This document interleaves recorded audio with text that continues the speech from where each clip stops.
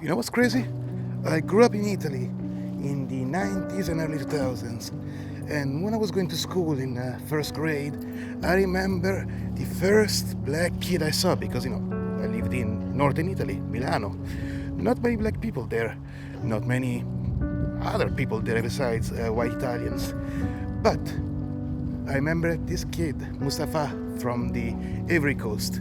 We became friends instantly. I didn't see the reason for him to be different, but I remember my teacher telling to the class, "Hey kids, be very, very careful."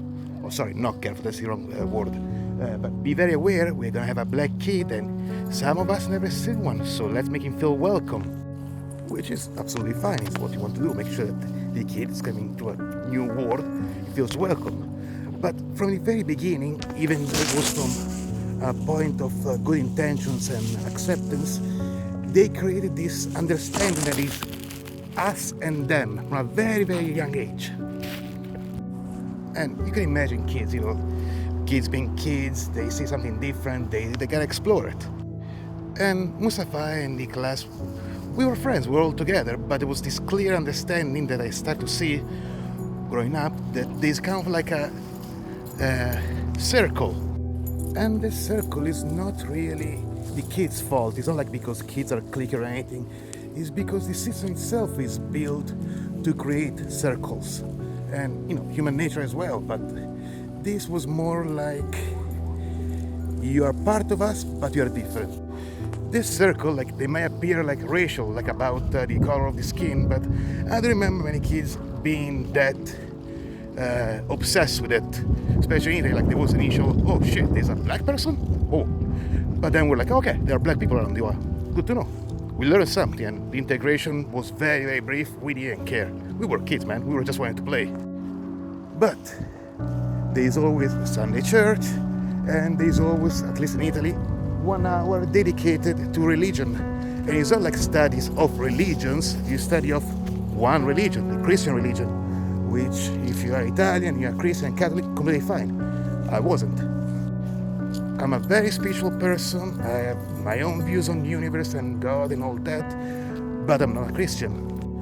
So me and Mustafa, once a week, will be sent out of the classroom to do some God knows what, because we didn't do anything special in this alternative hour to the religion class. Sorry, it was actually 2 hours, twice a week.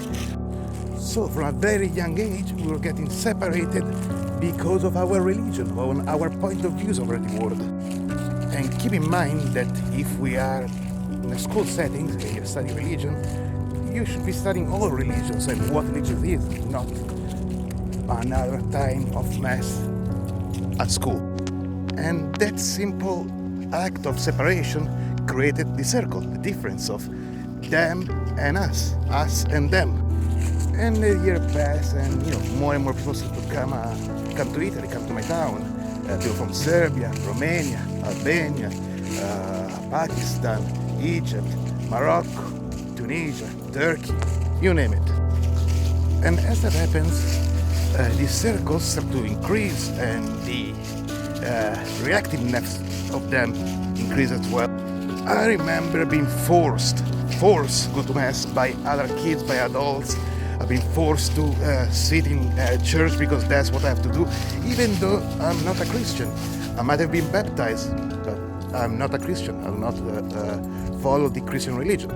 But because I was just nearby, just there, they will just force you to go, because what else are you gonna do with it? You see a kid just playing out in a park near the church, it's time for church or some kind of prayer during the day. They will run you in and just force you to be in there, and you can be in there, be upset and not wanting to be there. They will force you to be there. They will force it on you. But all these other people from all these religions and parts of the world, they came to Italy, and none of them made me force or made me pray because their religion says so. There was never talk about religion. There was never talk about spirituality. We were just hanging out like people, because there was understanding that whatever you believe in is your own business, and whatever I believe in is my business. There's no need to push it upon you. Of course, there's always an exception. There are radical groups and all that. I'm not saying that. I'm saying that in that specific moment in my life, in that specific time frame of my life, the only people who were trying to force their views on me were the Christians. And as they're forcing all those things, they're telling and talking about compassion and caring and supporting each other, I'm seeing just other Christians, white kids, just being relentless pieces of shit on me, bullying, not only verbally but physically. I spent countless years in this flout or fight mode, and I'm still carrying that because I was constantly targeted by the group, and I was always the one that was supposed to be like, the troublemaker, the issue, the bad kid. But the very fact that there was like this huge number of Christians being completely dogshit people and ganging up on the different kids, and then, is many voices against one, you're not gonna win. You're just gonna sit there and see the world for what it is. See that it doesn't matter if you're right, it doesn't matter what is truth. It matters that the masses will congregate and yell hard enough and do whatever they want just to make a point. And most of the time, they're just acting out of very, very primordial feelings and thinking, very reptilian-like behavior. So I spent a lot of time being isolated, not having friends growing up. I remember for my 9th or 10th birthday party, I invited the whole classroom to my house. Not a single kid showed up. And that was a motive that I repeated over and over. I will try to reach out, I will try to hang out, I will try to be their friends. And yeah, sure, they will have me around, but I was more like the punching bag, the butt of the joke, the stupid one, the one that, he's stupid, we keep him around just because, But nobody ever wanted to hang out with me. I always had to reach out to individual and force them to hang out with me. And luckily for me, I had few good friends that I still carry today that stuck around with me, that were having similar experiences, because they were also different. When push came to shove, the only people who fed me, who helped me, who stood there for me, who listened to my cries, to my pain, were not the Christians, were the Muslims, were the atheists, were the drunks, were the addicts. I've been welcomed in my friends' house. They're from Morocco, from Pakistan. I've been welcomed to their house, eating with them, sitting with them, sharing bread, spending every time of our lives, not a single moment of trying to force a point of view over another person. We'll talk about things, but there was never a point of aggravation. It was like a conversation, like it's supposed to be, where you make your point, I make mine, and we try to find a medium and find the truth, because that's what a conversation is a search for the truth. Here, with Christians, is all about being right, being the one that is right and dominating the other person in the conversation. That's not a conversation, that's bullying, that's bullshit, that's somebody that does not have intelligence, emotional intelligence. And I think it's crazy that in 2025, when we're all adults, we are seeing the exact same behavior in adults.